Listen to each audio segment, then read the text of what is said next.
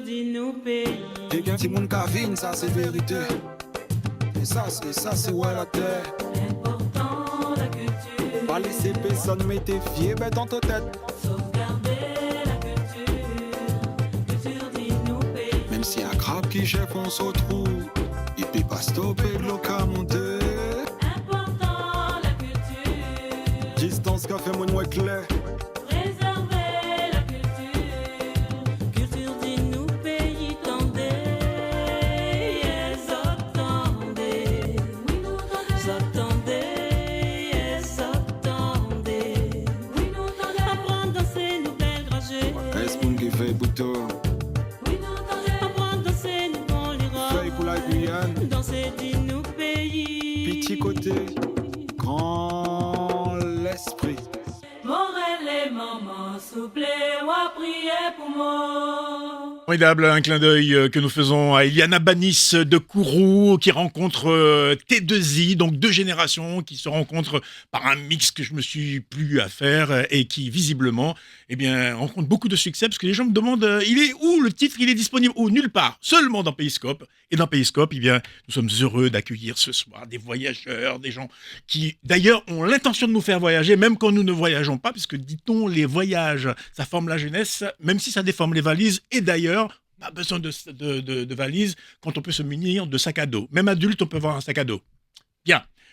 Bienvenue depuis Macoria. Vous avez décidé de nous rejoindre ce soir parce qu'on va parler d'argent, de projets. Il ne faut pas avoir peur de parler d'argent, surtout quand on parle de grosses sommes d'argent, que ce sont des fonds européens et qu'il faut surtout savoir les mobiliser. Et quand il y a sur un plateau Frédéric, Hippolo, Lunetto, ça veut dire qu'il y a quelque part de la compétence, il y a quelque part de la confiance, il y a quelque part de l'assurance. Sinon, la ville de Macoria ne l'aurait pas embauché pour s'occuper des affaires européennes. Bonsoir Frédéric, comment ça va? Bonsoir Fly, ça va très bien. Et vous? Moi je vais mieux, je vous vois. Quand je vous vois, je vous dis que pour les téléspectateurs, les auditeurs, tous ceux qui nous écoutent, c'est une bonne nouvelle que vous soyez là. La bonne nouvelle, c'est que Erasmus+, se complète d'un dispositif qui permet aux artistes et aux acteurs culturels de poser des projets et de partir à la rencontre d'autres horizons, on va dire ça. Tout à fait, de financer aussi leurs projets. On en parle dans un instant. On en parle. Vous n'êtes pas venu seul. Non. À Macoria, on s'active. Récemment, une réunion d'information avait lieu autour de ce thème. Et Madame Catherine Rino, qui est responsable du service culturel, j'imagine pour vous que c'était un grand rendez-vous avec la population. Exactement. Bonsoir tout le monde. Oui, comme vous l'avez dit, Rino Catherine. Effectivement, je confirme. Alors, c'est un projet que vous menez de front avec le service attaché aux affaires européennes de la CTG également. Exactement. Donc, Frédéric, je pense, comme c'est son service, elle est peut-être un petit peu plus apte à pouvoir répondre avec qui vraiment elle conçoit tous ces projets. Et charité bien ordonnée commence toujours par soi. J'espère que la ville de Macoria a un beau projet en cours pour profiter de ce dispositif. Nous y reviendrons. Geoffrey Desrousseaux est notre invité, flûtiste de son état. Comment ça va, Geoffrey? Ça va très très bien, Fly, et toi? Moi, je vais bien, mais il paraît que c'est un truc de médecin. Comment ça va? À la base, c'est un truc de médecin. Oui, on prend des nouvelles pour savoir si tout va pour le mieux dans le meilleur des mondes possibles, comme dirait Candide. Je le dis à dessein parce qu'il est médecin. Ah! Oui, il est médecin, oui ou non? Je pense, oui. Oui, il soigne et il se soigne autant bien que mal, parce que quand on est médecin, finalement, on ne se soigne jamais, on voit un confrère pour ça. C'est ça. Bien, alors comment ça va avec le Covid? Ça va très bien, plus de Covid, c'est terminé. C'est terminé ça? Voilà. Bien, donc on dit quoi? On dit là ou le Covid? On peut dire les deux. On dit les deux? Voilà. Bon, donc... Comme tu veux. Ça me rassure parce que j'ai vu qu'à un moment, une tentative de féminisation, comme c'était pas bon, ça, on s'est dit, on va dire la Covid, comme ça on s'en débarrasse. On en fait quelque chose de féminin. C'est pas sérieux, ça. Voilà. En tout cas, merci d'être là, Geoffrey. On va parler de musique, on va parler de la pratique de la flûte au sein d'un groupe de musique traditionnelle, comment on prend la tangente et on passe de la musique classique à la musique traditionnelle en Guyane. Nous allons découvrir tout ça. Un bonheur que je ne peux m'empêcher d'exprimer pleinement, celui d'avoir avec nous Marie-Laure Garnier sur le plateau de Radio Pays, parce que c'est quelqu'un qui, il y a une quinzaine de jours, le 18, c'était, il y a à peu près une quinzaine de jours, était à Berlin.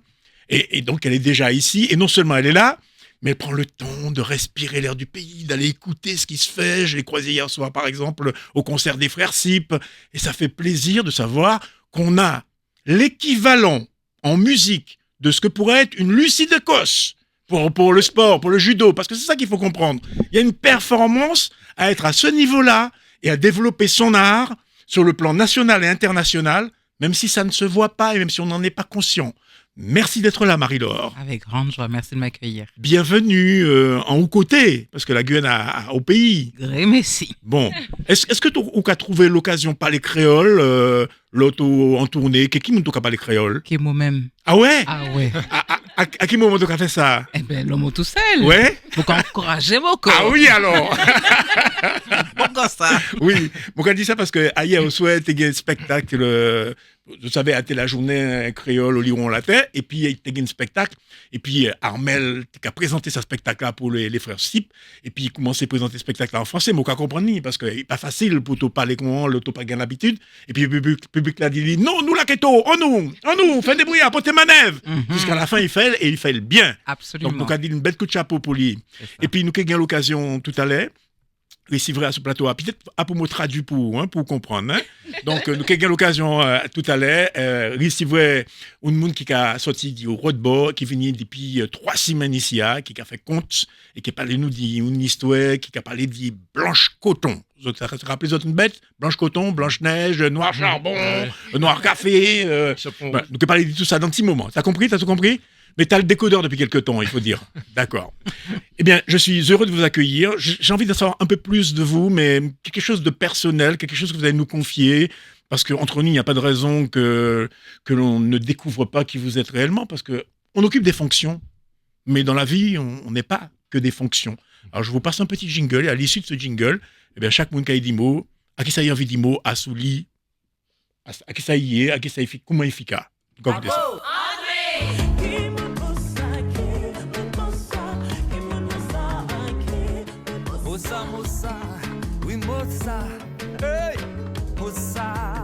T'es qui, toi, au juste? Mossa, mossa, mossa, oui, mossa.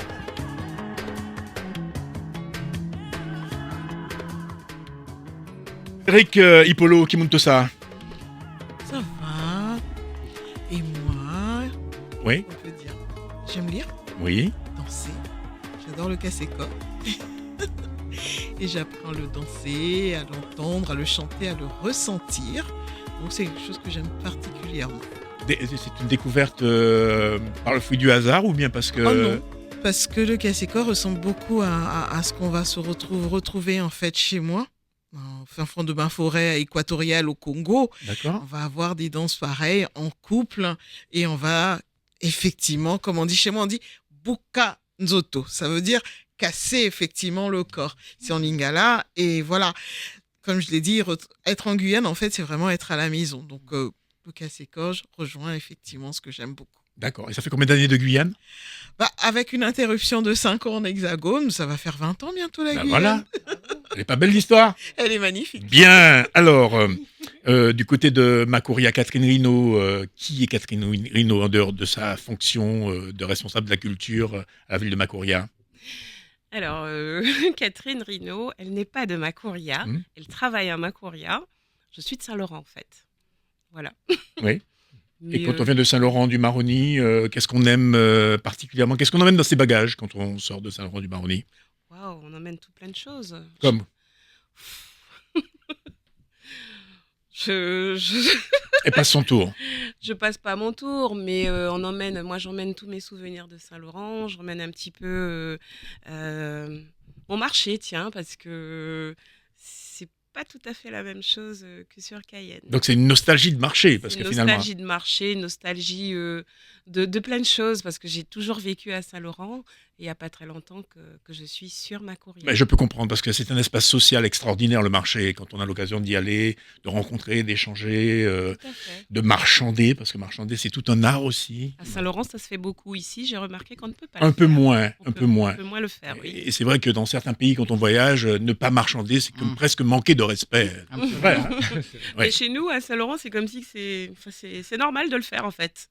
Et ça fonctionne. Donc, je pense que si les gens le font, c'est que ça fonctionne, tout simplement. Merci. Geoffrey Desrousseaux, t'es qui toi? Eh ben, Mossa d'octet vasculaire, Oui. mais pas seulement. Et pour tout te dire, tu vois, à la fin de mes études, du lycée, je m'étais posé une question, est-ce que je partirais pas dans la flûte plutôt que dans la médecine, mais bon, finalement, je suis parti dans la médecine. Et je suis très content de retrouver la flûte grâce à la bande à Jean Clair notamment, ce qui me permet de m'évader en dehors du boulot, quoi. D'accord. Et donc, concrètement, ça veut dire qu'en médecine, vous intervenez dans quel domaine, quelle partie du corps vous occupez? Ben, c'est tous les vaisseaux sanguins, Oui. donc les artères. Donc, les si on veines. veut faire un contrôle sanguin, c'est pas à vous. Hein. Contrôle sanguin, faut pas aller au casino pour le faire, de toute façon. Non, si tu veux, je m'occupe du diagnostic et du dépistage des maladies veineuses thromboemboliques, ce qu'on appelle les phlébites. D'accord. Tout ce qui est maladies artérielles, les artériopathies chez les diabétiques, les AVC, etc. Et puis je traite au bloc opératoire les varices des membres inférieurs au laser endoveineux. Mm. Donc c'est les nouvelles techniques qui remplacent la chirurgie. Et je traite aussi spécifiquement les patients qui sont dialysés. Alors je ne sais pas si ça vous parle. Lorsqu'on n'a plus de reins, on doit filtrer le sang à travers une machine. Et donc on les branche à travers 2 aiguilles dans des veines de l'avant-bras ou du bras qui peuvent du coup se sténoser, on appelle ça, donc qui peuvent se rétrécir à l'intérieur. Donc moi je m'occupe de ces veines, je les traite par angioplastie, où avec un petit ballon, on rouvre la veine pour éviter qu'elle se bouche. Voilà, il parle à merveille de son métier, là. On est passionné, on est accroché. Marie-Laure Garnier, comment va la colonne vertébrale? Eh ben, elle va mieux. Elle va mieux? Absolument, grâce à l'énergie de la Guyane, évidemment, mais aussi aux doigts de fée que j'ai rencontrés dès le premier jour en Guyane. Bien. Voilà. Alors, c'est une question à double entrée, parce qu'un jour, la question a été posée à Marie-Laure Garnier. On lui a dit, qu'est-ce que c'est pour vous la musique? Elle a dit, la musique, c'est mon moteur et ma colonne vertébrale. Mhm. À ce propos, si je m'inquiète de savoir, de prendre des nouvelles, m'inquiète de prendre des nouvelles de la colonne vertébrale, c'est parce que finalement, ce n'est pas peu dire. La colonne vertébrale, c'est assez complexe comme système. Oui. C'est nécessaire pour... Indispensable. Ouais. Et en traversant la colonne vertébrale, on retrouve finalement toutes les attitudes possibles et imaginables au service du chant. Absolument. Et puis, je peux vous dire que, je ne sais pas si vous avez déjà observé ça, quand vous êtes malade, vous vous dites que finalement, on est bien quand on respire librement, sans difficulté. Ben moi, avec ma sciatique et mon lumbago, c'est exactement ce que j'ai ressenti. C'est de prendre la mesure de l'importance du corps. Le corps nous sert, c'est notre enveloppe, c'est notre véhicule. Et en fait, il nous permet de nous réaliser dans tout ce que l'on entreprend. Et effectivement, dans l'exercice du chant, quand on a un corps qui est un peu malmené par des tensions accumulées, et forcément, le chant est impacté. Et l'idée, c'est vraiment de comprendre, donc pour répondre sur Kimoun Mossa, l'idée, c'est vraiment de comprendre quelles sont les provenances de ces tensions. Est-ce qu'elles sont vraiment musculaires? Est-ce qu'il y a eu un choc, etc. Ou est-ce que c'est tout simplement émotionnel? Et quand c'est émotionnel, il faut aller chercher la cause. Et moi, j'aime aller rechercher les causes, aller rechercher les provenances des mots pour pouvoir les libérer et puis aller se reconnecter à soi et pour pouvoir obtenir le potentiel maximal de notre personne, parce que nous sommes sur cette terre pour moi, pour accomplir une mission. Et rien de mieux pour l'accomplir dans les meilleures conditions que d'être connecté à soi et d'être dans une forme d'authenticité et de vérité. Voilà. Alors Marie-Laure, autant que l'on s'en souvienne, dans l'entourage à Kourou, tout le monde dit que petite déjà, elle chantait. Et d'ailleurs, je crois que ça s'est passé dans l'environnement de la musique traditionnelle. Oui, ça a commencé là, effectivement, oui. En fait, j'ai grandi dans une famille de mélomanes. Ma maman, elle chantait dans des groupes traditionnels, dans des groupes folkloriques précisément. Et puis, elle chantait aussi dans des chorales d'église. Mon père, il adore la musique, on a une discothèque, etc. Donc, c'est assez agréable de grandir dans cette famille Garnier à Kourou. Et puis, en fait, moi, très rapidement, à l'école, il y a des intervenants au milieu scolaire qui font une présentation, notamment de la flûte. Et ça me donne l'envie de pratiquer la flûte, sachant que ma grande sœur pratiquait déjà de cet instrument.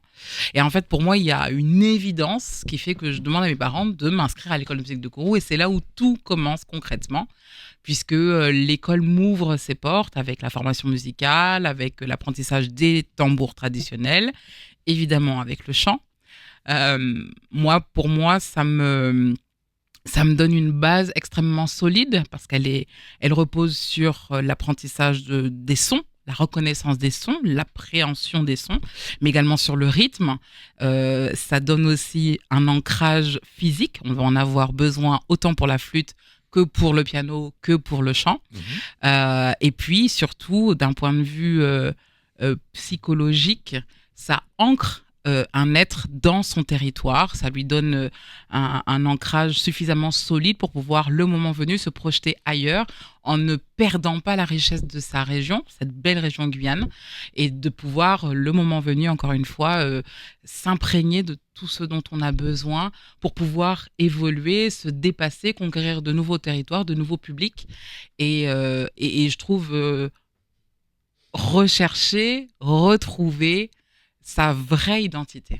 Alors moi, j'ai une question qui concerne le choix d'utiliser plutôt l'instrument naturel qu'est la voix, plutôt qu'un instrument comme la flûte, parce qu'on fabrique des notes à partir d'une flûte, comme on fabrique des notes à partir des cordes vocales, mais la flûte, on peut l'entretenir avec un entretien juste après l'avoir utilisée, alors que la fonction première de la voix, c'est pour parler au quotidien. Oui. Alors forcément, elle est plus exposée. Qu'est-ce que ça suppose et qu'est-ce que ça demande comme hygiène de vie lorsqu'on choisit de faire de cet instrument-là son outil de travail? Eh bien, ça implique énormément de discipline, j'ai envie de dire, de respect aussi. Le respect incluant la bienveillance. Mon instrument, il est au quotidien H24 tous les jours de l'année avec moi, donc je dois prendre soin de mon corps, faire attention à ne pas mettre mon instrument en péril. Donc, en fonction de ce que je vis, des échéances à venir à plus ou moins long terme, je vais avoir une discipline qui est plus ou moins exigeante, à savoir avoir une hygiène de vie la plus saine possible. Moi, c'est quelque chose qui me convient. D'autres s'octroient la possibilité et le plaisir d'avoir une vie un peu plus débridée, et ça leur convient, et ça, c'est pour moi tout à fait OK. Moi, je sais que j'ai besoin de cette rigueur au quotidien, j'ai besoin de travailler mon instrument, parce que ce sont des muscles. Donc, ma voix, elle a besoin d'être travaillée quasiment tous les jours, avec de temps en temps des moments de pause. Ça peut être un jour, ça peut être une semaine.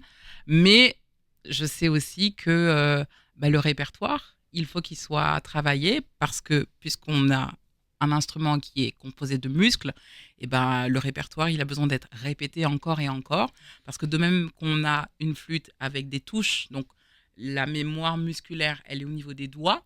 La mémoire musculaire pour les cordes vocales, elle est très très très petite, et elle est connectée avec tout le reste du corps. Donc les mouvements que l'on fait sur la flûte, en fait, on pourrait identifier le même type de mouvement à plus ou moins grande échelle dans le corps.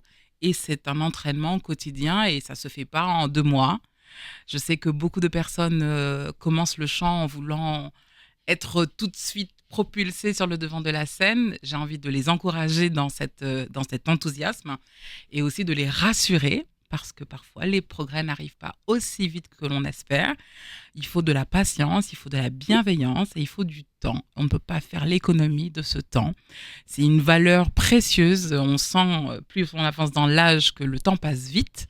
Mais ça, pour le coup, le temps ne dépend pas uniquement de notre volonté. Donc voilà, pour moi, le travail de la voix, c'est vraiment tout ça. Et au-delà de la technique, il y a aussi la maturité, parce qu'il y a le temps de la maturation. Oui. Il y a des choses qu'on peut faire même techniquement à un certain âge et qu'on ne pourra pas faire. D'autres qu'on ne pourra pas faire si on n'a pas l'expérience et le recul. Le corps lui-même est comme une caisse de résonance. Oui, le corps se bonifie. Si on entretient vraiment, le corps se bonifie avec le temps, parce qu'il acquiert une certaine expertise. Enfin, en tout cas, corps et esprit connectés, on acquiert une certaine expertise. Et puis j'ai envie de dire, l'expertise de la vie. quand on chante un texte, on ne le chante pas de la même façon à 15 ans, à 25 ans, à 55 ans. Parce qu'il y a du vécu derrière Parce aussi. qu'il y a du vécu Ouais. derrière. Et en fait, les émotions, elles sont propres à chacun, à la façon de les exprimer. Et c'est ça qui est beau, en fait. C'est que chacun chante avec sa propre voix. On est tous. Ce sont des voix uniques, des signatures uniques dans le Exactement. cosmos, quoi, finalement. Et c'est pour ça que je dis souvent, on a tous notre place. On va pas tous en faire notre métier. En revanche, chacun peut exprimer quelque chose s'il le désire. Alors, entre récital, concert symphonique, opéra, la question elle va être un peu insidieuse, quoi, mais je veux dire, à quel moment Garnier pense à l'opéra? Mais Garnier ne pense pas à l'opéra. Garnier pense à se réaliser. Oui. Garnier vient Toute de la petite- flûte. Oui, Garnier vient de la flûte. Oui. Garnier vient de l'instrument. Garnier a fait de la flûte, du piano, de l'orgue, des percussions traditionnelles. Et à l'époque, quand je pars à 14 ans, je pars surtout pour devenir prof de flûte. Et quelqu'un me souffle à l'oreille, t'as une jolie voix, tu devrais faire du chant. Et il y a une évidence, voilà. Et cette évidence, elle se concrétise et elle se vérifie avec le temps. Mais surtout, tout à l'heure, je parlais de revenir et de rechercher à son identité authentique. C'est que moi, mon profil, il est très polyvalent. Et quand on étudie à ce niveau à ce niveau dans les hautes sphères là-bas, on a tendance à se spécialiser. Et il y a des personnes qui ne sont pas faites pour ne faire qu'une seule chose, et j'en fais partie. Alors moi, je fais très très bien du chant. C'est vraiment ce que j'ai choisi pour m'exprimer de façon privilégiée. Ça ne m'empêche pas d'utiliser mes doigts pour faire du piano, ça ne m'empêche pas de diriger des chœurs, de donner des masterclass, de faire des ateliers, de travailler sur le développement personnel, etc., etc. Tout ça, ça vient nourrir la chanteuse que je suis. Et la chanteuse que je suis vient nourrir mon rapport social avec les gens, ma dimension humaniste. Moi, j'aime écouter les gens parler, j'aime les accompagner, peut-être parfois leur donner des petites pistes de réflexion par rapport à ce qu'on partage. Je trouve que c'est une très très belle richesse. Et si on n'avait pas toutes ces personnes autour de nous, parce que l'opéra, ce n'est pas que les chanteurs qui sont devant, c'est aussi tous ceux qui sont derrière, c'est aussi tous ceux qui viennent nous écouter, c'est tous ceux qui nous regardent, nous écoutent à la télé, à la radio, et qui nous encouragent. Moi, je fais des expériences assez extraordinaires quand j'arrive en Guyane, parce que je rencontre des personnes que je ne rencontre pas quand je suis à Paris ou dans d'autres régions du monde. Et les mots que je reçois, que j'entends, me touchent au plus profond de mon cœur, et ça me nourrit, parce que quand je repars, je repense à tous ces visages chaleureux, à toutes ces personnes qui m'ont attrapé par le bras, qui m'ont témoigné de leur émerveillement. Voilà, c'est pas pour nourrir l'ego, c'est vraiment pour nourrir l'âme. Et quand je chanterai le 8 novembre à Kourou, eh bien, je penserai aussi à tous ceux que j'ai croisés avant, et je chanterai pour eux. Bien justement, le rendez-vous du 8 novembre, c'est autour du spectacle, du concert Song of Hope. C'est ça. Et donc, je parlais donc de cette première qui avait eu lieu à Berlin. Oui. Et donc, au piano, il y a quelqu'un, on a l'impression que c'est carrément une sœur jumelle, tellement...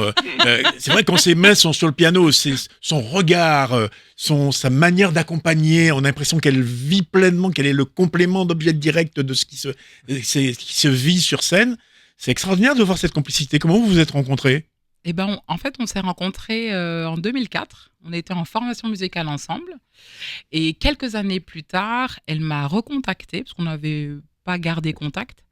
Elle m'a recontactée pour me demander de former un duo pour rentrer dans une classe de lead et mélodie, celle de Jeff Cohen, au CNSM de Paris. Donc, le CNSM, c'est le Conservatoire national supérieur de musique et de danse de Paris, que j'avais intégré en 2009. Et donc, du coup, on commence à travailler. Et en fait, à la fin de l'année, on se dit, est-ce qu'on a envie de poursuivre ensemble ? Et on était toutes les deux d'accord pour le faire. Et on a donc construit ce duo ensemble. On a fait nos classes au conservatoire ensemble. Et on a fait nos premiers concerts qui nous ont amenés là où on est arrivé aujourd'hui. Et c'est vrai que cette complicité, elle naît d'une volonté commune de faire duo. Et puis aussi de toutes les expériences qu'on a respectivement avec d'autres partenaires qui viennent nourrir aussi ce duo. Je pense que c'est important de pouvoir imaginer à quel point chaque expérience vient enrichir un artiste et développer, ouvrir de façon un peu exponentielle toutes les possibilités qu'il a envie de mettre en œuvre, de réaliser pour servir la musique, pour servir aussi ce qu'on a à dire. Finalement, les artistes sont des êtres engagés, pas forcément politiquement, mais engagés dans le sens où, en fait, quand on monte sur scène, on a envie de raconter quelque chose, une histoire, on a envie de défendre, par exemple, un compositeur, parler de son histoire, parler du contexte dans lequel l'œuvre a été créée, Oui. et puis aussi comment des œuvres qui ont été créées, je ne sais pas, au XVIIe, au XVIIIe siècle, qui sont à l'époque polémiques, qui sont parfois rejetées par le public, comment aujourd'hui ça résonne encore, comment au travers du regard de l'artiste, ça le touche en plein cœur. Songs of Hope, même si ce n'est pas le Songs of Hope de Berlin qui vous sera donné le 8 novembre, c'est le résultat d'une réflexion, c'est le résultat d'une envie de partager de l'espoir, de l'amour, de l'humour, et puis de faire voyager. Eh bien, ce que je vous propose, c'est d'en écouter un extrait, parce que l'élément qui me semble illustrer parfaitement ce propos, c'est la capacité d'interprétation, parce que c'est ça qui fait toute la différence, c'est-à-dire que deux artistes vont interpréter le même répertoire et vous ne ressentirez pas les mêmes choses. Et quand les choses sont habitées, eh bien, vous savez, il n'y a plus rien qui parle, sauf les poils. C'est ce qu'on dit en règle générale, et on le sent et on sait qu'il se passe quelque chose. Je vous propose d'écouter un extrait avec au piano Célia Oneto Ben Saïd.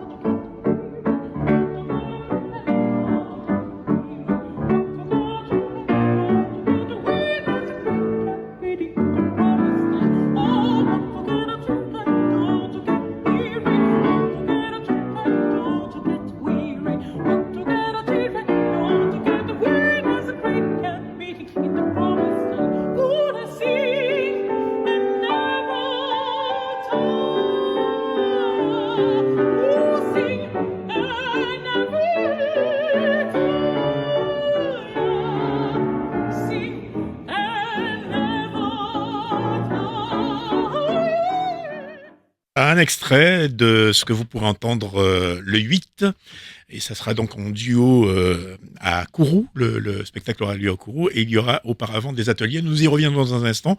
Vous comprendrez pourquoi je faisais ce comparatif avec la sportive, celle qui décroche des médailles, celle qui mord la poussière parfois, qui serre les dents et les poings, parce que parfois, eh bien, ça coince, on a des blessures, au moment où on croit qu'on va être performant, eh bien, c'est à ce moment-là qu'on doit retrouver l'humilité, se dire que tous ces efforts, il va falloir les recommencer, et à chaque fois, de nouveau, persévérer, jusqu'à ce qu'on décroche la médaille, et le jour où on décroche la médaille, tout le monde dit « Ouais, elle est championne !» Mais pour devenir championne, il y a tout ce parcours, tout ce travail. Et à ce titre-là, je considère que ce travail que demande, cette abnégation également, que demande le travail de la voix quand on choisit cette voix-là, pas la voix de la variété, où finalement on peut facilement, avec les technologies, s'accommoder en mettant un peu de thunes sur la voix, et tout, etc. Là, c'est la vérité de l'instant qui parle, et plus que jamais, eh bien, on adore le spectacle vivant pour toutes ces émotions procurées. Merci mille fois pour toutes ces fois.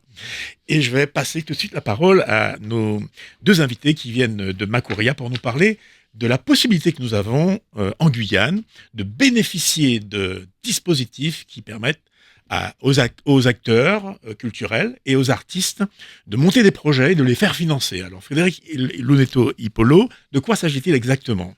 On va parler, et je vais rejoindre effectivement ce que madame disait tout à l'heure, on va parler des fonds européens qui parfois nous semblent totalement opaques, mais qui de plus en plus sont disponibles pour tous. On va parler de deux programmes en particulier, Creative Europe et Erasmus, qui les deux vont pouvoir financer des artistes. Alors je prie, donc j'ai entendu ce qu'on a dit tout à l'heure, des ateliers d'artistes, que ça soit ici, que ça soit dans un pays étranger. Il va y avoir des possibilités à hauteur jusqu'à 400 000 € pour des partenariats, des échanges, on va sur tout ce qu'on veut. C'est-à-dire que, une fois, je disais en riant ici que je suis allée faire de la danse du ventre en Turquie. C'était des ateliers, effectivement. Bah oui, hein, des ateliers où il fallait apprendre le mouvement de danse. Alors, j'ai jamais ressenti certains muscles de mon corps à ce niveau-là. C'était terrible. Et j'ai beaucoup de respect aujourd'hui pour les gens qui chantent et dansent parce que c'est hallucinant. On se rend pas compte des efforts, justement, qui sont fournis.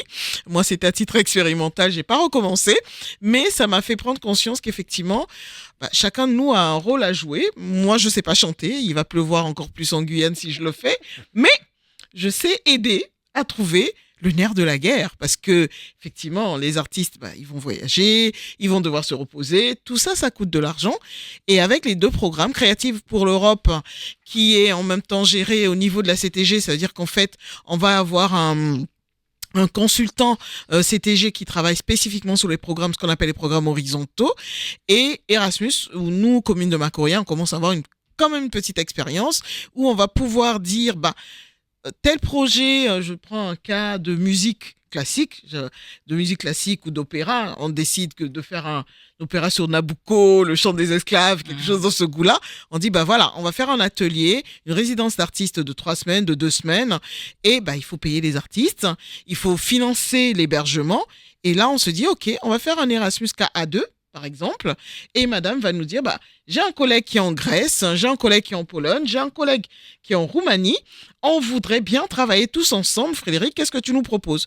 On se dit, OK, au 1er février, on dépose un dossier qui va s'appeler Partenariat Erasmus, dans le cadre, on appelle Opéra Guyane, ou on dit Casécor Guyane, et on se dit, OK, on demande combien? On va demander 400 000 €, ça va payer les billets d'avion, ça va payer le séjour, ça va payer les productions intellectuelles qui vont sortir derrière, ça va pouvoir financer, en fait, l'ensemble de la production de cet atelier d'artistes. On se dit, OK, on choisit une commune et on le fait à Macoria, bien sûr. Oui, bien parce évidemment. que, évidemment, on sera porteur du projet. Oui. Voilà le genre de financement qu'on est capable d'obtenir, mais ça va plus loin.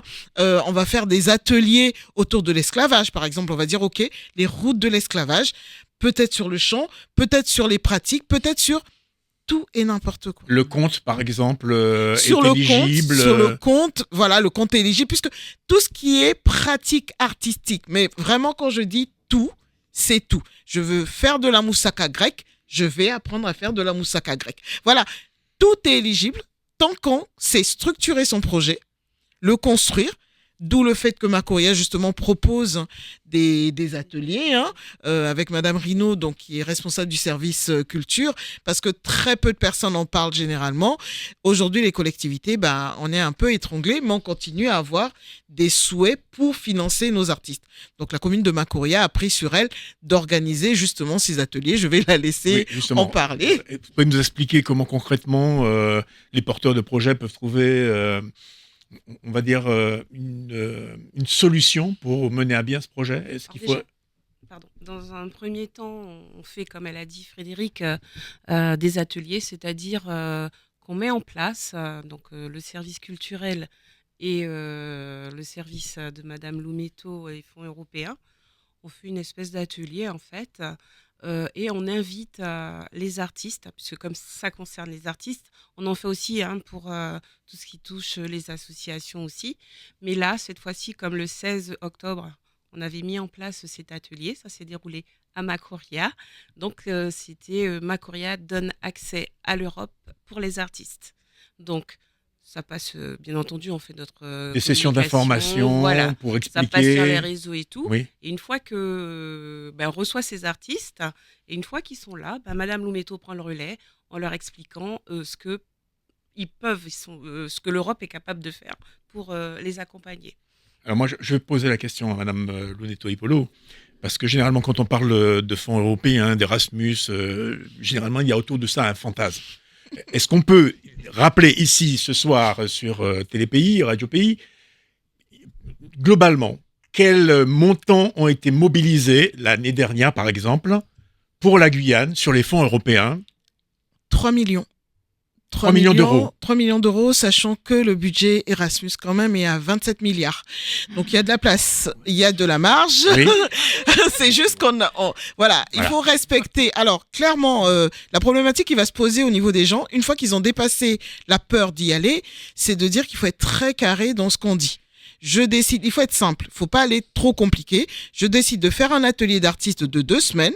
Je sais que c'est réaliste. Je fais mon atelier d'artiste de 2 semaines. Je ne dis pas dans les résultats, on va faire un opéra à la Verdi ou non, on va dire ok, on va apprendre à, je sais pas moi, respirer et chanter en se basant sur le ventre ou je ne sais pas quoi. Toutes les pratiques, toutes les tactiques, on va pouvoir les donner et on se dit ok, il y a 4 points qu'on va acquérir au bout de 2 semaines. Ça et ça. Et là, on sait qu'on est concret, que c'est réaliste, que c'est vrai. Et on dit, OK, le financement, c'est quoi?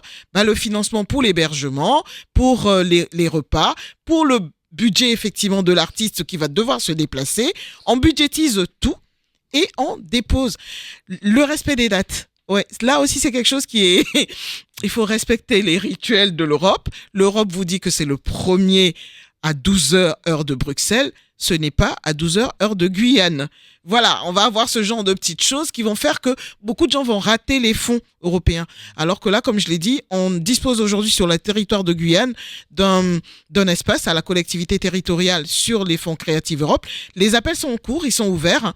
Là, vous allez sur le site de Move Europe, vous tapez ou Creative Europe, vous allez voir tous les exemples de projets qui se sont faits et on vous propose des webinaires, c'est-à-dire qu'en fait, on va avoir des formations en ligne. Il suffit d'inscrire. C'est ouvert à tout le monde. Et quand Macouria dit accès aux artistes, on n'a pas dit accès seulement aux artistes de Macouria. On a bien ouvert à toute la Guyane parce qu'on est bien conscient que nos artistes circulent sur toutes nos communes, oui, sur tout le territoire. Donc, on ne va pas restreindre ça parce que il n'y a pas de restriction au niveau artistique. Les projets peuvent être des projets de communes, une seule commune, plusieurs communes, ce qu'on appelle des consortia. Et ça, c'est plus intéressant, effectivement, de porter la parole de l'Europe collectivement.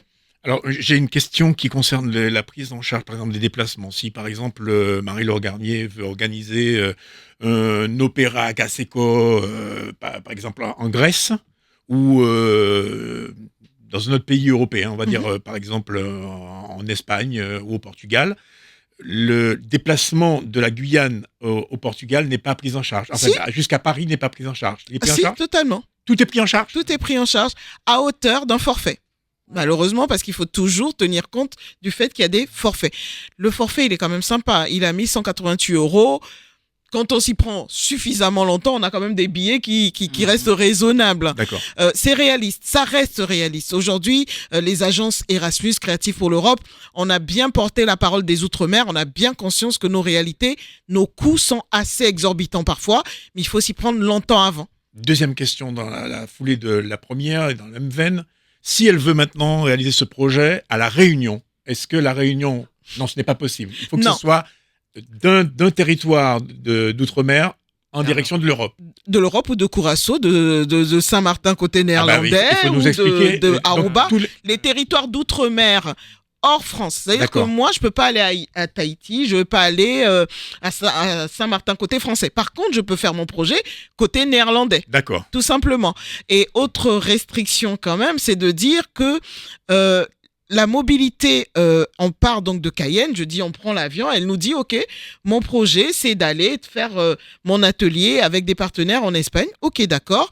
On prend donc des billets d'avion. Par contre, la Réunion aussi peut monter son projet pour qu'on se retrouve tous ensemble en Espagne. Ça a été fait par un de nos partenaires justement de Tenerife qui a monté un projet pour l'ensemble des territoires d'outre-mer français et qui nous a fait venir et on s'est tous retrouvés à Tenerife autour d'un projet culturel, artistique sur de la peinture. Donc ça, c'est possible. Écoutez, ce sont de très bonnes nouvelles que nous accueillons les bras ouverts. Donc, pour en savoir davantage, où est-ce qu'on doit s'adresser pour avoir des détails et précisions et opérer un suivi sur ces projets-là? Tout simplement à Macouria. Oui. Ok. Donc, on s'adresse, vous appelez au standard, vous demandez à parler au service de Madame Loumeto. Et Le service Europe, c'est ça? Europe, hein, voilà, et elle se fera un plaisir de recevoir les personnes intéressées. Je pense que Geoffrey, c'est un projet qui pourrait c'est vrai que avoir une caisse de résonance dans l'activité qui est la vôtre aujourd'hui. Ben, là, comme ça, tout de suite, Non. je sais pas. À brûle pour point, non. Bon. Mais j'imagine qu'il peut y avoir beaucoup de choses. Oui, tout à fait. On peut.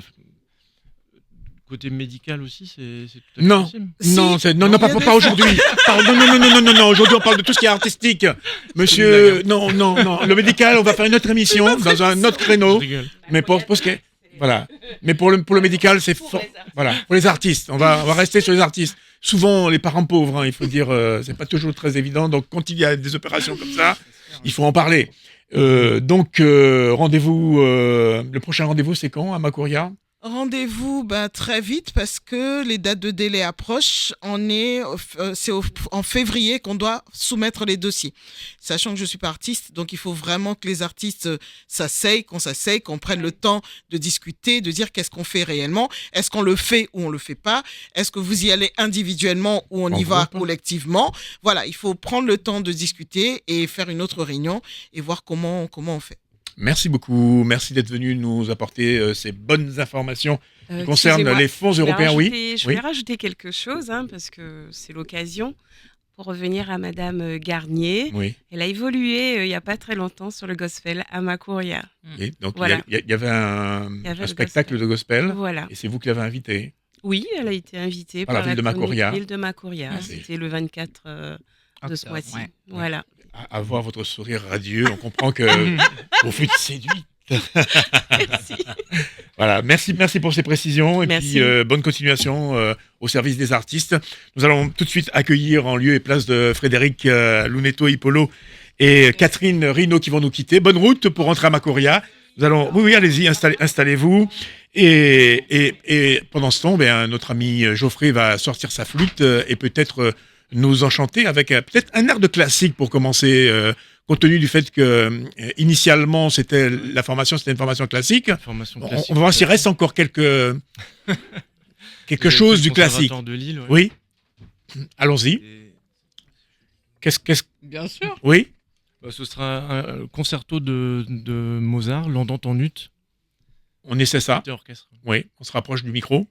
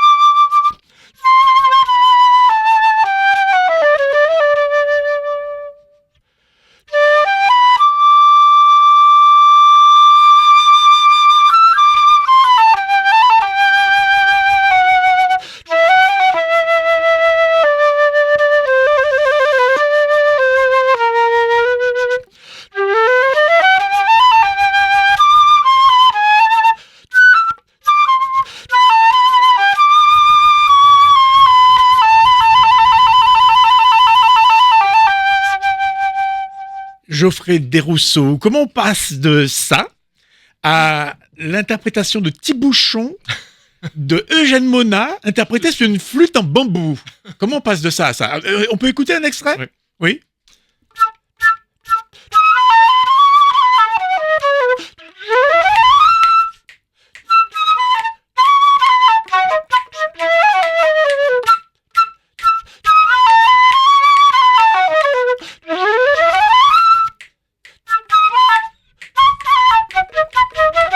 Ouais, bouteille mouna ouvert à toute force, ou les mettre en bouchon joli. Ouais, maniette à l'ornillaille, on ne sait quatre matins, yo qu'est coupé bouchon.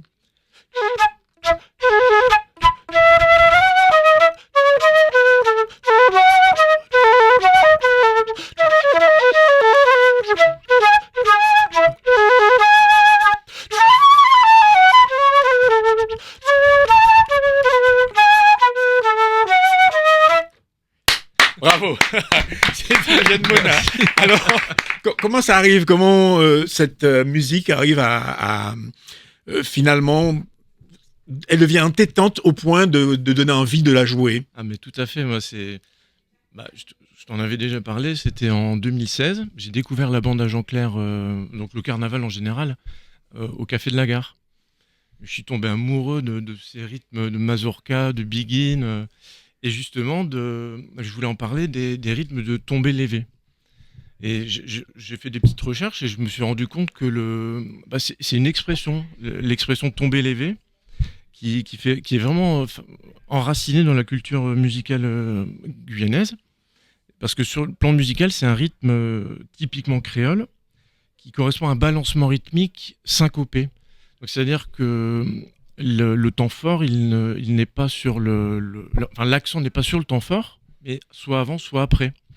Et donc, ce qui crée toujours un balancement, donc cette impression de tomber et puis de se relever via le relancement du contretemps.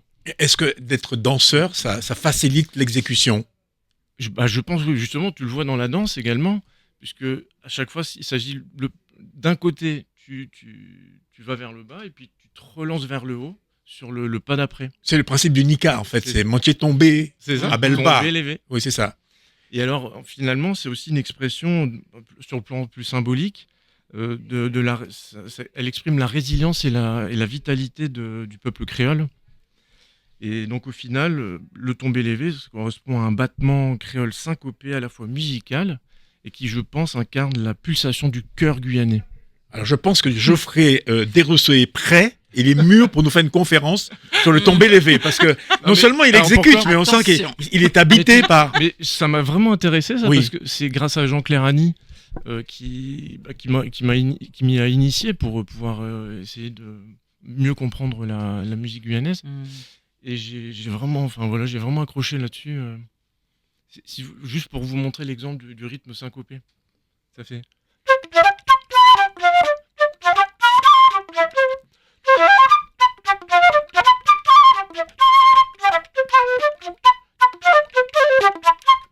Ouais, c'est toujours des contre-temps, tac, on est en train de tomber, on se relève.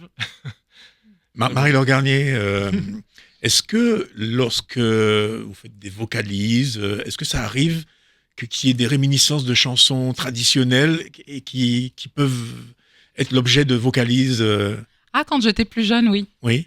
Je ressentais ce besoin de joindre à la fois mes références et mes inspirations guyanaises à ce que je faisais dans la musique classique. Parce qu'en fait, finalement, on peut tout faire dans les vocalises, on peut tout créer. Après, il faut lui donner du sens par rapport à ce dont on a vraiment besoin avec l'instrument. Mais finalement, les vocalises ne sont pas figées, elles ne sont pas inscrites dans le marbre. Alors, est-ce que ça veut dire aussi qu'il y a des frontières qu'on ne peut pas franchir Est-ce qu'on pourrait entendre, par exemple, un Caseco ou un Gragé Valse chanté façon opéra ou moi, je façon trouve que lyrique? il n'y a aucune frontière définie. En tout cas, nulle part je les ai lues. Maintenant, est-ce qu'elles ne sont pas dans nos inconscients collectifs? Ça, c'est la question que je pose. Moi, je rêve d'un opéra, effectivement, en créole, avec des rythmes locaux et en même temps cette influence de la musique classique. Pourquoi pas? Marie-Laure, Allez, il y a des fonds européens. Il y a des fonds européens. Hein faut qu'on parle. Hein, vraiment. on a beaucoup d'idées. Hein. Eh bien, écoutez, je vous propose d'accueillir Suzelle Barbarou, qui est conteuse depuis 3 semaines en Guyane. Bienvenue, Suzelle, ça va? Ouais, merci beaucoup. Comment ça se passe depuis le début, là? Va bien, j'écoute tout le monde. Là, Oui. je suis ravie d'être là. Alors, depuis 3 semaines en Guyane, c'est la première fois, c'est le premier voyage en Amazonie. Alors, Amazonie, pas vraiment parce que je suis déjà allée en Colombie, mais la Guyane, oui, c'est bien la première fois. Oui. Oui. Et au bout de 3 semaines, à côtoyer les plus jeunes, à partager son savoir-faire, à se produire, qu'est-ce qu'on ressent comment dirais-je? Est-ce qu'il y a quelque chose, est-ce qu'il y a un rapport tellurique à l'endroit? Quelque chose, un rapport à la terre? On sent qu'on est ailleurs, on sent que c'est différent. Est-ce qu'il y a un ressenti comme ça? La première sensation, Quand je suis arrivée là en Guyane, c'était waouh. J'avais l'impression d'être autant en Inde qu'en Colombie, qu'à la Martinique, que même au Bénin. Enfin, donc les endroits où j'ai pu déjà aller. Je me suis dit, mais qu'est-ce que c'est qui fait ça, quoi. Peut-être la nature. J'ai eu la chance de pouvoir marcher quasiment tous les jours. Il y a plein de chemins en fait autour de Cayenne, c'est incroyable. Je trouve que c'est incroyable, la nature, elle est vraiment à côté de la ville. Ah ouais, magnifique, vraiment. Et donc je dis, ah là là, bon, j'ai pas marché pieds nus, mais j'aurais pu le faire. C'est pas tellurique comme on peut peut-être le sentir, je sais pas, en Bretagne par exemple, en tout cas je l'ai pas ressenti de cette manière-là, mais il y a un vrai appel. Et par contre, dans les ateliers, ce qui est incroyable, c'est que tous les enfants sont magnifiques. Attention, je fais pas de critique par rapport aux enfants, je veux dire, par exemple dans l'Hexagone, mais là, il y a une curiosité, une envie, un engagement dans les ateliers, que ce soit 1 heure, 2 heures, ils sont là. Mais alors, moi, ça me fait un bien fou, quoi. J'ai pas souvent l'opportunité d'avoir cet engagement-là des enfants, quoi. Mais je pense que pour vous, ça doit être comme une confirmation de cet instant où vous avez finalement répondu à un appel, parce que vous avez grandi vous aussi dans une famille de musiciens, autour de clavecins, avec des gymnastes, mais également des danseurs, des danseuses. Vous avez été danseuse vous-même, donc votre instrument c'était votre corps, jusqu'à ce qu'un jour, à la faveur d'une expérience, vous découvrez que votre voix peut servir à autre chose que juste de parler, quoi. Qu'il y a une compétence finalement liée à la voix. C'est comme ça que ça a commencé l'histoire du conte. Ben, en fait, j'avais besoin de parler depuis toute petite, sauf que j'étais hyper timide, donc c'était pas possible. Donc je m'exprimais avec quoi ? Avec le corps. Et ça m'a permis d'apprendre un maximum de danse, un maximum. Enfin, j'ai essayé de parler plusieurs langues avec mon corps. Donc, je suis allée dans plusieurs danses indiennes ou vers le flamenco ou le baroque, etc., etc. Et en fait, la voix, elle est venue vraiment au moment où je ne pouvais plus danser. Je me suis retrouvée dans une situation où je ne pouvais plus m'exprimer corporellement. Et bon, il y a la Covid qui est arrivé, tout s'arrête. Donc, moi, j'étais tout le temps à fond, en tournée, tout ça. D'un coup, tu t'arrêtes, le corps, d'un coup, j'étais une inflammation à moi toute seule. Voilà, je ne pouvais plus bouger. Et j'ai fait, mais je fais comment pour m'exprimer ? Et puis, bon, j'ai eu de grosses pertes humaines à ce moment-là aussi. Et il faut que j'exprime tout ça. Donc, je fais quoi ? Je commence à écrire. Je me remets à l'écriture. Non, mais ça ne suffit pas. Il faut que ça sorte de l'intérieur. Et c'est là où la voix est venue et c'est là où le conte est arrivé. Donc, la voix VOIX indique la voix VOIE. Et on s'engouffre et on suit. Et plus on avance et plus on sent qu'on est ici et maintenant à sa place. Exactement. Et ce rapport au conte, ces histoires que l'on raconte, ces témoignages que l'on porte, ça se nourrit, c'est transitif. Comment ça se passe ? Est-ce qu'on est le même conteur après avoir quelques kilomètres de plus au compteur, et j'ai envie de dire. Ah bah non, on avance, on se transforme continuellement. Oui.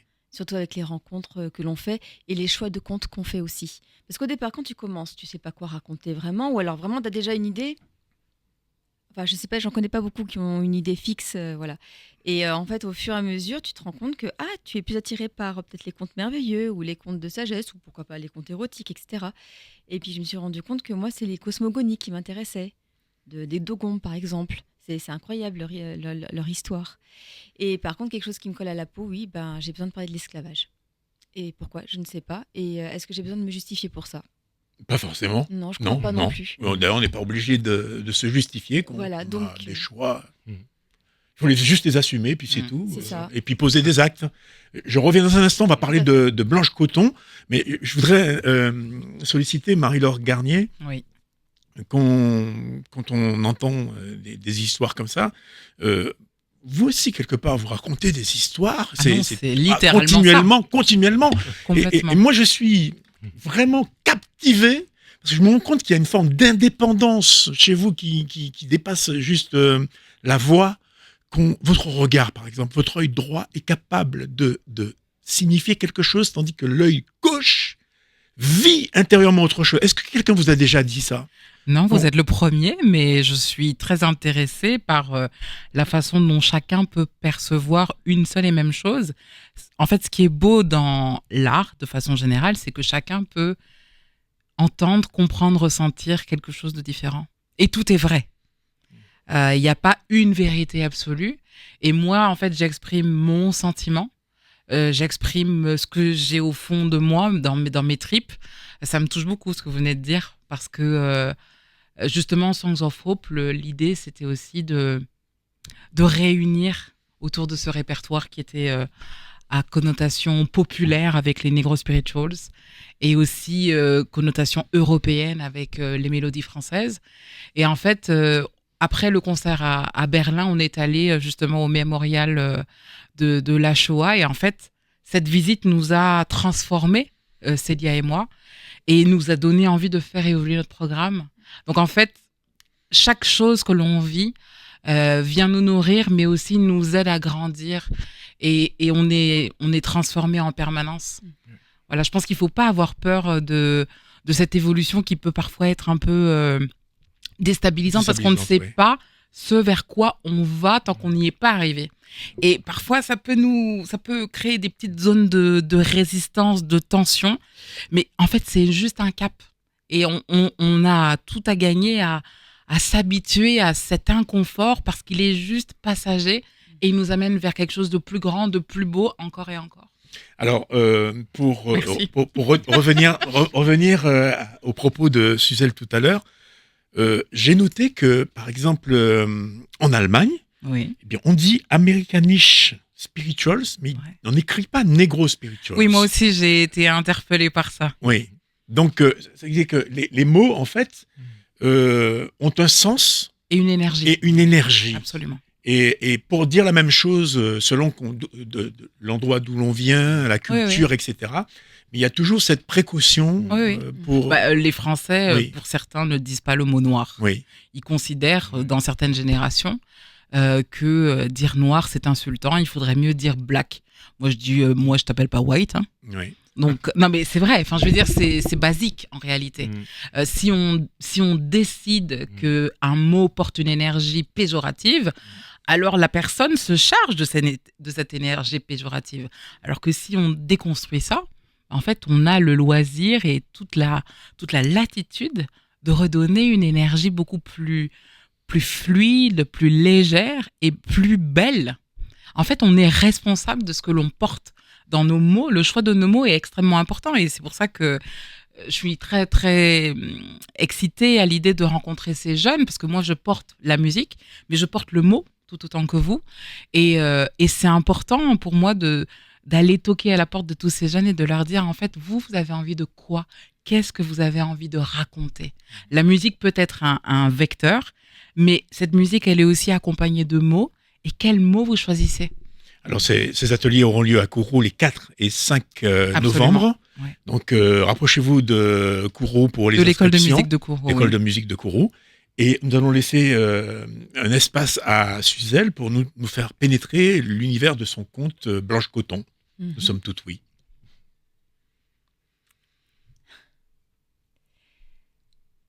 Un navire traverse la mer. Dans son ventre, au milieu du rouge, 2 nouvelles-nées. Mary la blanche, Mana la noire. Elles seront achetées avec leur maman par un même couple de colons pour qu'elles travaillent dans leur exploitation de coton. En grandissant, Mana est destinée au champ de coton. Quant à Mary, elle est arrachée à sa mère par les colons qui n'ont pas d'enfants. Ils en font leur fille grâce à son teint clair. Et bientôt, elle sera la patronne de l'exploitation. Le temps passe. Mana, Mary grandissent et leur ventre s'arrondit. Ouais! Zot l'a entendu? What? Un cri de naissance. C'est Mary la matrone qui accouche. Hein? Mais non, c'est Mana la casa qui attendait un bébé. Attends, hein? Attends, un cri de naissance. Un cri n'a 2 marnailles en même temps. Milo, tu as raison. Mary vient d'avoir un bébé. Mana vient d'avoir un bébé. En même temps, comme leur maman, The people keep coming and the trade on gone. Hey, Mary had a baby, yeah, Lord. Oh, man had a baby, yeah, my Lord. Mary had a baby, yeah, Lord. The people keep coming and the trade on gone. Man had a baby, yeah, my Lord. Oh, Mary had a baby, yeah, my Lord. Oh, man had a baby, yeah, Lord. The people keep coming and the trade on gone. Ha ha. Et pendant que les esclaves chantent la naissance, Mana, à la casa, à la rue Cazenègre, au quartier, accueille son enfant. Noir, noir, noir, noir, noir comme le chant de l'espoir, comme la puissance du jaguar. Noir, noir, noir, le soleil pénètre dans la case et vient embrasser l'enfant qui vient de naître, laissant ses rayons jaunes dorés sur la peau de l'enfant. Yellow? Oh, yellow, my yellow, yellow, que Mana à l'aide de son lait blanc. De l'autre côté du champ, ce n'est pas tout à fait la même histoire, même si Mary est bien accouchée d'une enfant à la peau blanche, blanche, blanche, aussi blanche que les murs de cette chambre, blanche, blanche comme son père, Bam Kalouba, Bam Kalouba. Elle s'était préparée pourtant, elle s'était préparée 9 mois pour accueillir cette petite, pour la rendre blanche comme elle, pour modeler son corps, modeler son visage, lui crémer la peau tous les jours, lui lisser ses cheveux crépus tous les jours et lui faire enfermer ses racines noires dans son ventre, comme on a fait avec elle. Mais cette petite, si blanche, elle lui échappe totalement. Elle ne va pas endurer ce qu'elle a vécu, elle. Comment elle a pu sortir si blanche dans ses racines noires? Peut-être que même un jour, elle deviendra son ennemi. Bam Kalouba. Bam Kalouba. Bravo. L'intensité de la conteuse et pour poursuivre cette histoire, cette belle histoire, ça donne envie d'y assister totalement. Je vous donne rendez-vous donc le 1er novembre, samedi, et qui arrive là, samedi 1er novembre, à l'espace Joseph Otaniou, à Rémy-Montjoly. En plus, c'est gratuit, c'est à 16h30. Alors, c'est gratuit grâce à la Fondation pour la mémoire de l'esclavage. J'ai une, comment on appelle ça, comme une bourse en fait pour la diffusion de ce spectacle. Et donc je peux l'offrir gratuitement grâce à la Fondation pour la mémoire de l'esclavage. Voilà, bien, merci pour cette belle énergie qui va nous aider tous à grandir. Parce que comme disait tout à l'heure Marie-Laure, on apprend tous les uns des autres et on se nourrit de ces énergies-là. Donc, à travers les formations, il y avait une formation qui était prévue à Papa-Icheton qui a été malheureusement annulée. Mais je suis sûr qu'il y a de belles rencontres qui laissent augurer de belles choses avec un retour éventuel en Guyane. Non, c'est sûr. C'est sûr? Ah non, mais c'est sûr. Voilà. Merci beaucoup. Merci beaucoup, Marie-Laure, d'être venue sur notre plateau de Périscope pour parler avec autant d'amour de votre travail. Parce qu'il faut le dire, c'est un travail. Oui. Ne jamais oublier qu'il s'agit d'un travail, même si ça se fait avec beaucoup de passion et que ça nourrit chacun de nous. Et le spectacle vivant sert à ça. C'est à nous revigorer et à nous donner la force de continuer, d'accepter, d'accueillir le quotidien. Et c'est comme un coup de booster. Geoffrey Desrousseaux, bientôt la reprise des activités avec la bande à Jean-Clair. Eh ben oui, je pense. Bien, toujours. Pour le Yana Belbal. Yana Belbal, retour chez Nana, donc cette année. C'est ça. Merci d'être passé nous parler du tombé levé. Donc, comme j'aime à dire en terminant cette émission, allez tous vous faire aimer et rendez-vous la semaine prochaine pour un nouveau numéro. Nous allons terminer avec un extrait de Marie-Laure Garnier. Je l'ai choisi à dessein. J'espérais réellement avoir l'opportunité de vous accueillir tous sur ce plateau. Prière exaucée.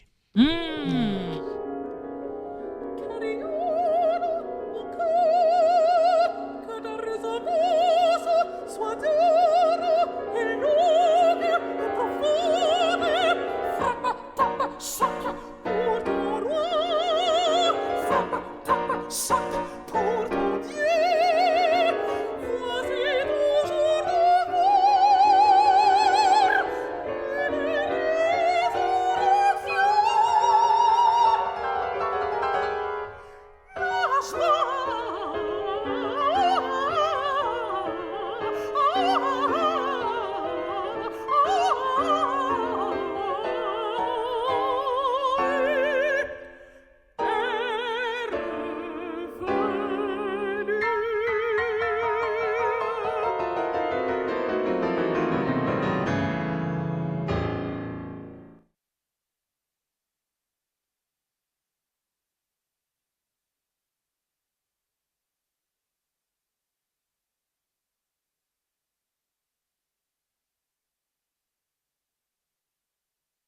J'ai pas de son. Voilà. Là, on m'entend beaucoup mieux. J'ai dit que j'étais, parce qu'on est aussi en direct en radio, donc j'ai été agréablement surpris de découvrir qu'il existe 12 albums sur lesquels on trouve des œuvres de Marie-Laure Garnier, donc des histoires en fonction de ce qu'elle a eu l'occasion d'interpréter, mais également l'intégralité du répertoire de Song of Hope, que l'on peut retrouver sur un album également. Et vraiment, ces albums sont disponibles. Allez sur le net. Je veux dire, lavez-vous les oreilles. Ne vous laissez pas berlificoter par les programmateurs qui choisissent en lieu et place de ceux qui veulent écouter de la bonne musique. Ouvrez vos horizons. Et puis, aujourd'hui, c'est tout à fait possible. Écoutez des choses différentes, des choses qui vont vous édifier. Et Merci. autorisez-vous à ne pas aimer. Oui, on a le droit. On a le droit oui. de ne pas aimer. Voilà. Mais en fait, c'est le goût de la découverte, c'est aussi ça. C'est la surprise. Merci de surprise en découverte. Écoutez, My God Lord. My good Lord's done been here, bless my soul and gone away. My good Lord's done been here, bless my soul and gone. Never did I think that he was so nigh, bless my soul and gone. He spoke and he made me laugh and cry, bless my soul and gone. My good Lord's done been here, bless my soul and gone away. My good Lord's done been here, bless my soul and gone. Important la culture de nos pays. Et bien, si mon cavine, ça c'est vérité. Et ça, c'est ouais la terre. Important la culture. Pas laisser personne m'édifier, ben dans ta tête. Sauvegarder la culture de nos pays. Même si un crabe qui chef, on se retrouve. Il peut pas stopper de l'eau qu'à monter. Important la culture. Distance qu'a fait mon noix clair. Préserver la culture de nos pays. Tendez, attendez. Oui, nous attendez, attendez. Oui, nous apprendre à danser nos belles dragées. Est-ce qu'on qui fait bouton? Oui, nous apprendre à danser nos bons lira. Feuille pour la Guyane. Danser de nos pays. Petit côté, grand l'esprit. Morel et maman, souple, ou prier pour moi.